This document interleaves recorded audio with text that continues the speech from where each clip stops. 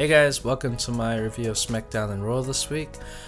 Pretty okay shows. Raw was really just building up. I think it was a go home show before Extreme Rules, so they're just putting the main event guys for that pay-per-view and matches. So they put Samoa Joe and Bray Wyatt against Roman Reigns and Seth Rollins, which the heels actually won. So Joe beat Seth Rollins with the Coquina clutch, but it was actually because Roman had. It was just one of those matches where the heels throw the rival faces against each other. Roman accidentally Superman punched Seth and then got distracted and then got choked out. So it was an okay match. Finn Balor had a promo where he's just hyping up the fight in the match and that before he had a match against Carl Anderson, and then Paul Heyman came out and he was really just giving props to Finn and just saying you're probably the most talented guy here, but the beast is still gonna kick your ass, pretty much in short. Finn beat Carl Anderson pretty easily. I really hope that Finn gets to bring the Bullet Club guys back together, but for the time being, I guess they got to focus on his individual career, and I guess his WWE. This isn't Prince Devitt, so it's a different character, really. I guess. Other matches, well, I guess Matt Hardy fought Sheamus. Pretty sure Matt Hardy won that match. I'm guessing Sheamus and Cesaro are gonna actually go over at Extreme Rules, because it just kind of feels like the Hardys, they've just been winning non-stop and they haven't really had much time to talk much. It's just these weird, half broken Matt and Jeff just gone back to old school WWE Jeff, when everybody loves that Jeff. But I don't know. I hope they don't really lose their their flair and stuff by coming back and being more nostalgia act. But I think if this whole TNA lawsuit thing finally gets sorted, hopefully WWE just lets him go full broken and lets Jeff break away and do what Jeff always does and fights for the world title and stuff. I've always been a fan of Jeff, but it's kind of weird how he's always the guy. From what I know, Triple H is really loves the guy and stuff. And he's a great performer. Actually, he looks much better in WWE. It's like the time away, he got really crap at one point. I remember in TNA, he even showed up wasted and stuff, and he was at his lowest, and then he rebuilt himself, and now he's got a family and stuff. So, and you see it when he wrestles because he doesn't miss a beat. And Matt's the same. Matt looks great. Matt's never been the body guy, and neither of them have been. But Matt's always been the more. It was more about the gimmick rather than the actual physical abilities and stuff. So yeah, I hope they lose the titles so that just makes things interesting, or they can break away from the tag titles and do more of their single stuff. Other notable things, I guess, Alexa Bliss beat Mickie James easily, and then was beating her up with the kendo stick, and then Bayley came out and then she ran away. It was nothing really exciting. What else? Goldust is back to old school Attitude Era Goldust, cutting the creepy promos and stuff. I mean, good on them, I guess. I guess they're just gonna. He's a good worker, so they're gonna keep him. And there always has to be a lower card, I guess, with especially with Raw being a longer show. So, he just did some not really ambiguous message, but just really just saying, this is my script and my film, and I go by my own script. Talking in the old school. It's really just old school Goldust. It's kind of nostalgic. I guess. Well, it is nostalgic, but I don't really care that much about it, to be honest. I don't think anybody does. Other stuff, really. I don't know, Raw's such a long show. I easily forget stuff, and I could write it down, but I just feel like sticking to a script is kind of annoying. But for the most part, it was an okay show. It wasn't the best. There was a segment where they found Enzo Amore knocked out backstage, and later on, Kalisto fought Apollo Crews, and he just beat Apollo Crews. But it was kind of this interesting segment where Apollo was saying backstage, Titus is such a big name, he's such a big brand, and apparently he does a lot of stuff. I mean, outside WWE, he won that Father award for Best Dad, and He's doing like TED Talks and all this stuff. I'm like, what are you really motivating people? I mean, if it's for parenting, cool, but your WWE career hasn't necessarily been the most amazing career. I mean, I think he won the tag titles once, but that's about it. But yeah, Kalisto was like, oh, you sold out, and then they had a match, and he beat Apollo because Titus kept distracting him and saying, get him, get him, get him, get him, and then he lost because of focusing on Titus. So yeah, I don't know. The Raw's just kind of bores me sometime. But yeah, average show. It's all really just the same 4 to 5 guys and just 2 women wrestlers. I don't even think they had the other girls out, which is pretty. Oh yeah, there was. Alicia Fox. I guess she won her rubber match against what's it called? Oh no, Alicia Fox lost her rubber match to Sasha Banks, and that match was just, I don't know. It's they got nothing for them. I really think they need to bring some like female tag team titles or something. It's like you can't just, if you're gonna have all these like female wrestlers and have this women's revolution, give them something to do, man. I mean, those lower card guy stuff is boring anyway. I'd rather watch the girls have a good match. I mean, and I want to see Nia Jax more anyway, so because I'm a fan of her. So yeah, but anyway, I'm gonna move on to SmackDown now because that was actually a much better show in my opinion. And now to SmackDown Live. Thought it was a better show than Raw. And it was actually a fun show. I enjoyed the gender title celebration as a person of Indian descent or half Indian. I was like, it was awesome. I'm not Punjabi, but I know a lot about their culture, and I can kind of understand what he was saying when he did speak in Punjabi. Dude, it was awesome. I don't know, like I read other people's reviews. I don't think they get it. I'm loving it, and he's actually getting cheered and booed at the same time. So there's actually a portion of the crowd that's enjoying it. I mean, it's better than watching Randy do his boring stuff. And honestly, Randy was so reckless in that match where he did to the Singh brothers. I'm surprised that they weren't injured. Honestly, maybe they're hiding it. I don't know.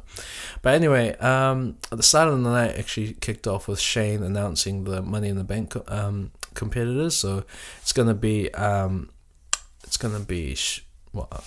start with the Sami Zayn, Baron Corbin, Dolph Ziggler, AJ Styles, then Shinsuke Nakamura.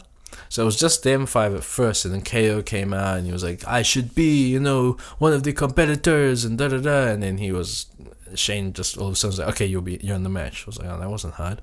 So that's a solid lineup for a main event, and that Money in the Bank's going to be awesome.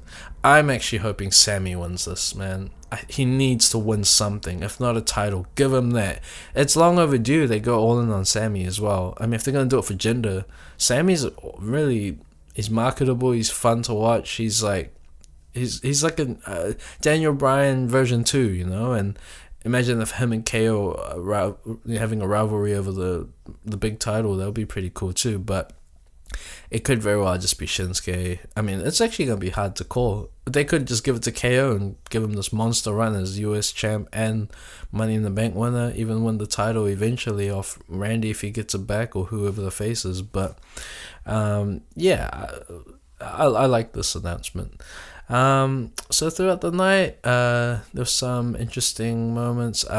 So the Fashion Police guys, or Brazango, if you will, they did this funny segment where they showed up to Shane and were like, "Oh, hey, Kamish, you wanted to see us?" He's like, "No, I didn't." It's like, "Okay, we're handing in our badges." It was awesome. It's like the Starsky and Hutch kind of funny little comedy thing they got going on, and they were given a chance to take on the Usos in single matches, which they won the matches like straight away. It was like these quick, like fast match wins, and then the Usos, they kind of like hyped the Usos to be like, okay, let's have a rematch. And say, yeah, well, let's fight for the title. It's like, all right, let's do it then. So the ref called backstage and they said, all right, have a title match. And it was actually an exciting match. The crowd was loving it. Their gimmick's awesome. I don't think they're gonna win it. Well, they didn't win it this time, but I feel they will win it eventually. I think the New Day will be the ones to beat the Usos, because they're kind of building Usos to this point where they're the greatest of the modern era for the tag team division. And I think, well, if they consider that, where does it leave New Day, seeing as they're the longest reigning tag team champs ever now?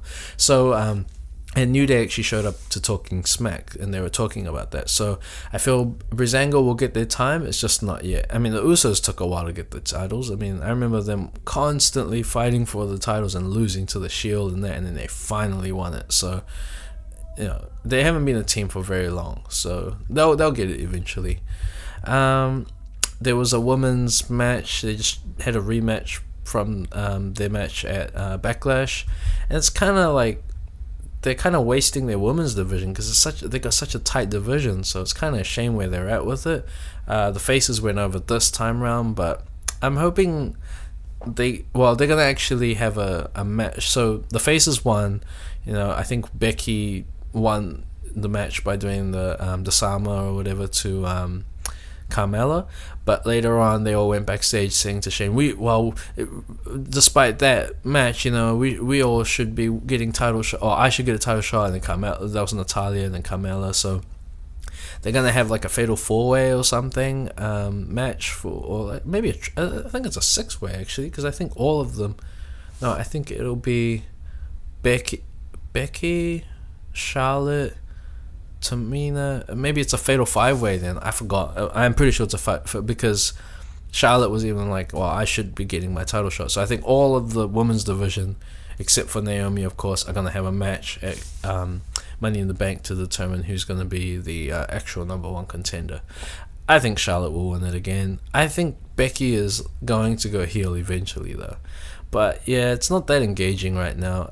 I am a big fan of Naomi, but I feel Charlotte will probably be a better champ in the long run. She's over now. She took her a while to get to this point, but there's so much respect for her after all the achievements, all the accolades, all the titles she's won, and all these 5-star matches she had with Sasha, and she finally beat Sasha, which I hated that last match they had. That was because Sasha nearly won it and then she taps in the last few seconds. That's bullshit. I hated that Iron Woman match.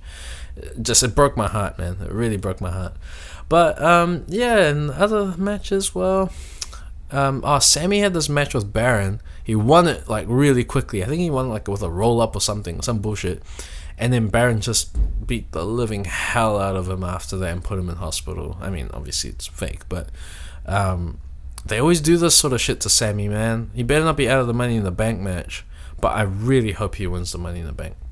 I'm hoping that his reward for getting these constant beatings and all that's going to be him winning the title, the Money in the Bank, and somewhere maybe in like within the year, obviously, but in a couple months, hopefully, either KO. I mean, maybe even Jinder. I mean, people are saying Jinder's only a transitional champ. I don't know, man. After watching his celebration, hell, I'm all in, man. It's kind of like he's just an Indian JBL.